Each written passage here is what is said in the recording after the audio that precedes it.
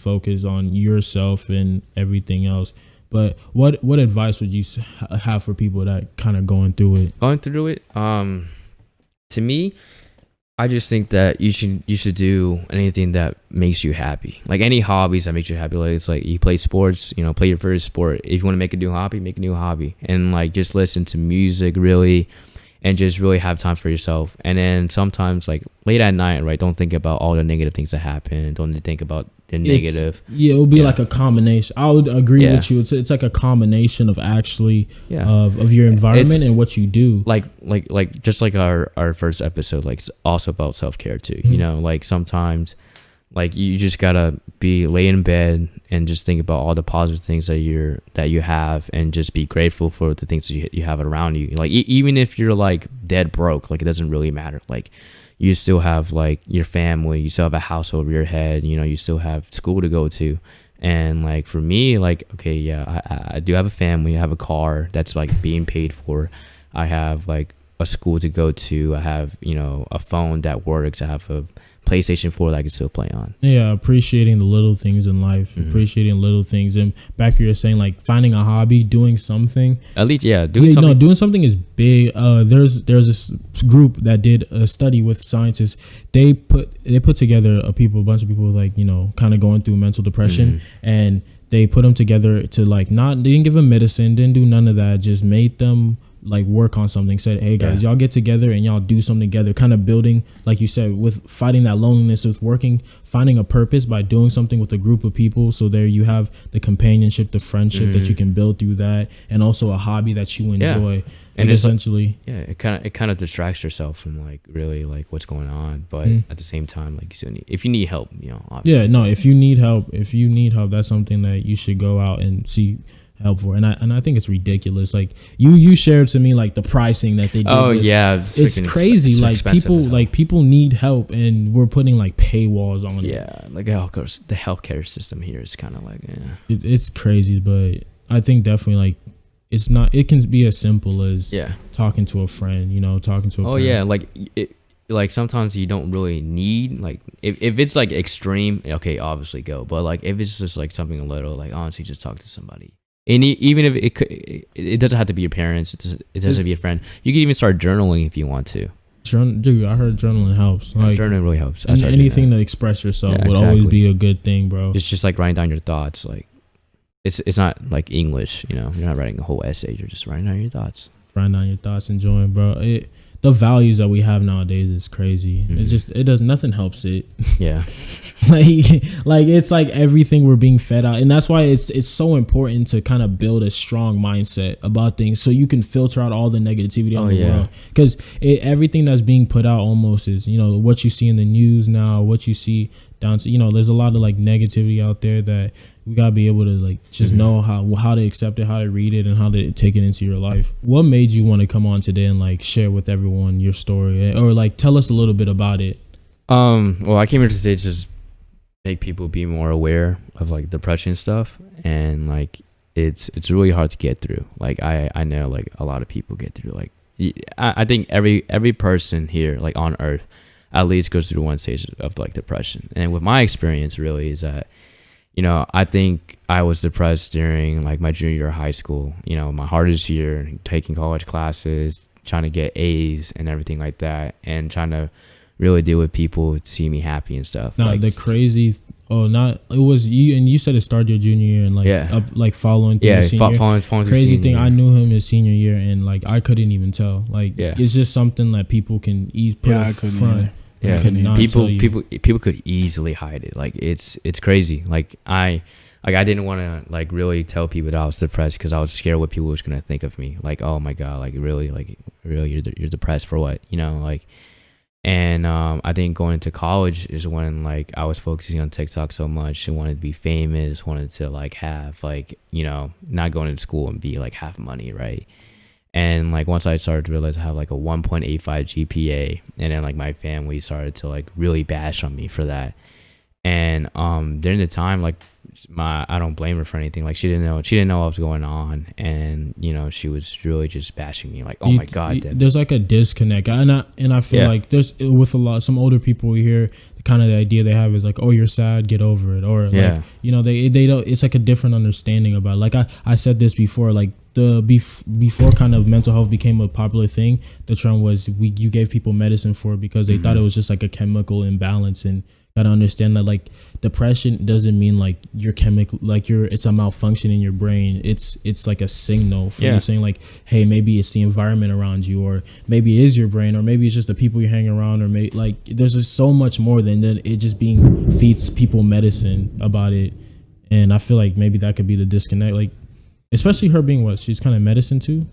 What do you mean? Like, no, she's dental hygienist. It's my cousin who's a pharmacist. My other one who's a pharmacist. Yeah, but like, you know, she was trying to be like, I get it. She was trying to be like the bigger sister and she's telling me all this other stuff, but it was really toxic. Like my environment, like of course I have everything that I have, but like continuously bashing on me, continuously think that I'm not gonna do anything in life is just kind of like, oh my god, like I can't do this. Yeah, it was definitely degrading. So then.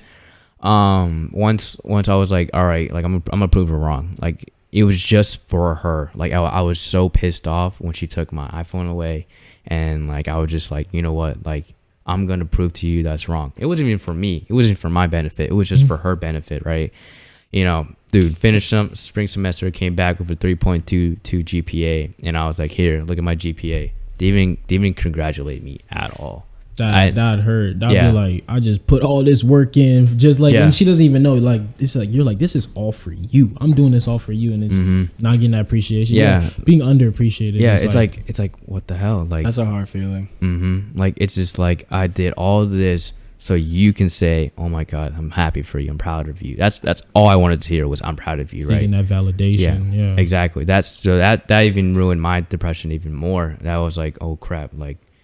I didn't even think of it was like doing for me. I was just more of doing for her, right? And then like with the whole SDG thing, like that's when our group started getting exposed, you know. And then like being I guess like having continuous arguments, I was like, it triggered me. It was like, that's it. Like I can't take this anymore. I'm gonna kill myself right here. I'm gonna OD an ibuprofen, and then think.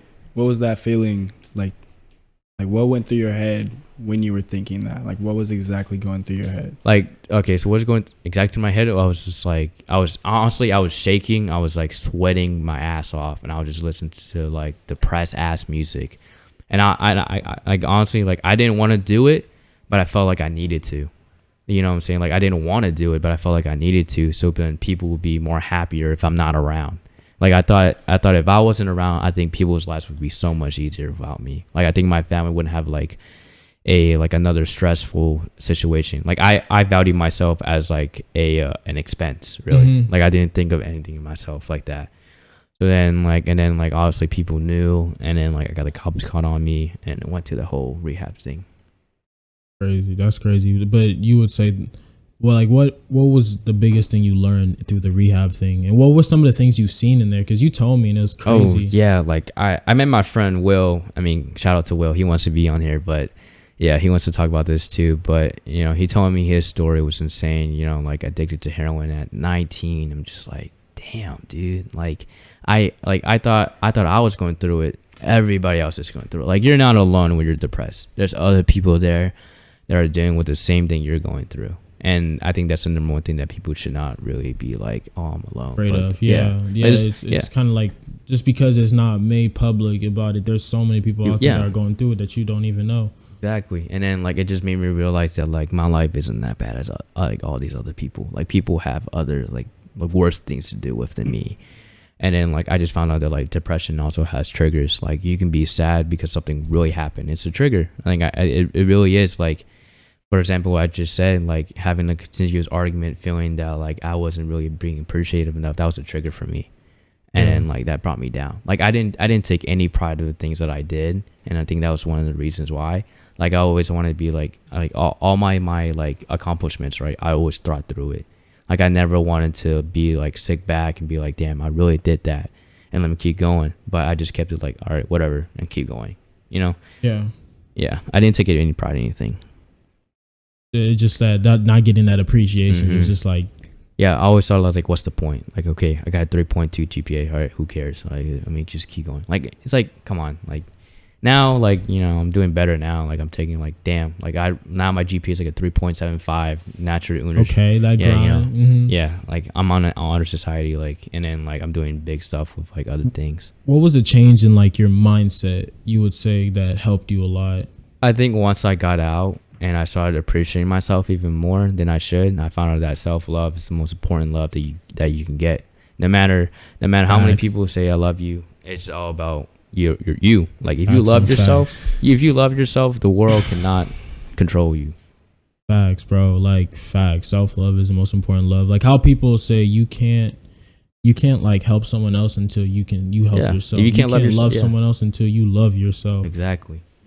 All about just making sure that it's not selfish to put you first at all, especially in times when you're at your lowest. You got to put yourself first, because it'll be more selfish if you didn't. And you know, because whenever you're going through those things and, like, you know, you're not sharing it with anyone, you don't realize how much it can hurt other people if you do harm yourself. Like, I knew like if I committed suicide, it would be selfish of me. It would be the most selfish thing I ever done in my life. Yeah, sure. Like, just imagining losing, like, your kid, your brother, your friend, something like you thinking about, like, oh, what if that happened to one of my people, you know? Yeah. Just being like, because there is, as low as you can get, there is people out there that want to, you know, help you. So everyone's at different points in their life, I think. So, and, like, you know, everyone has different focus. Not everyone's gonna be able to show it at the same time or whenever, but if you sometimes it's just as simple as reaching out, and even it goes vice versa. Both friends.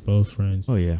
But, like, well, I'm happy you were able to share that with us today. For sure. I hope y'all were able to learn something. We did tackle a little bit of a uncomfortable conversation that a lot of people have, but I think it's important to